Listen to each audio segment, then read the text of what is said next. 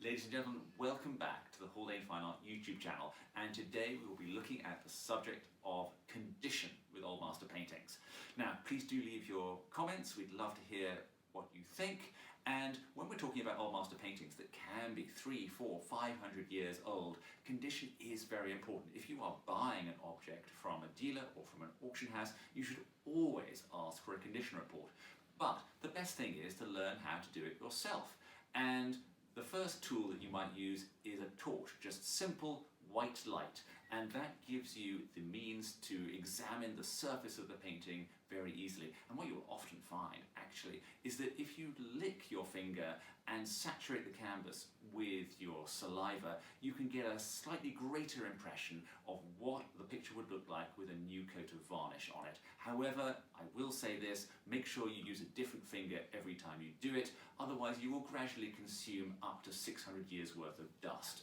And when I've done that in the past, I feel rather unwell. Now, the second tool that you might want to use is a magnifying glass. Again, it allows you to examine something called craquelure. Now, craquelure is just the equivalent of human wrinkles in paint. The paint on the surface of the canvas contracts over time as the paint becomes more dry. And also, as with humans use Botox and filler to smooth everything else out. So too with restorers, they will often paint over the craquelure to make it a smooth surface. If you're looking at a 500-year-old painting and you see no craquelure, no wrinkles, that is on the whole a bad sign, and it shows that someone has intervened in the canvas. Which leads you to your third tool, which is the ultraviolet light. Now that penetrates the layer of varnish, only one layer of varnish, but it allows you to see the restorations that have taken place in probably the last 10 to 15 years.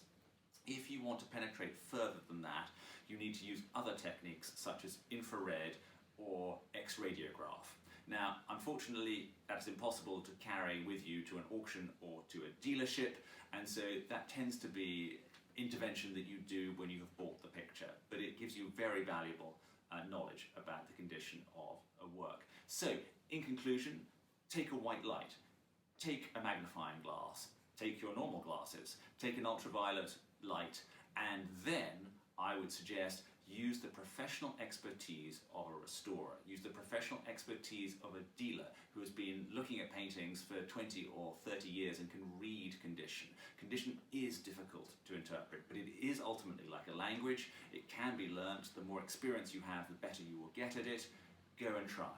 Thank you very much, ladies and gentlemen. I hope you enjoyed this episode. Join us next week for the final episode of this how-to series, The Expectation of the Client. And again, please do leave your comments. Thank you very much.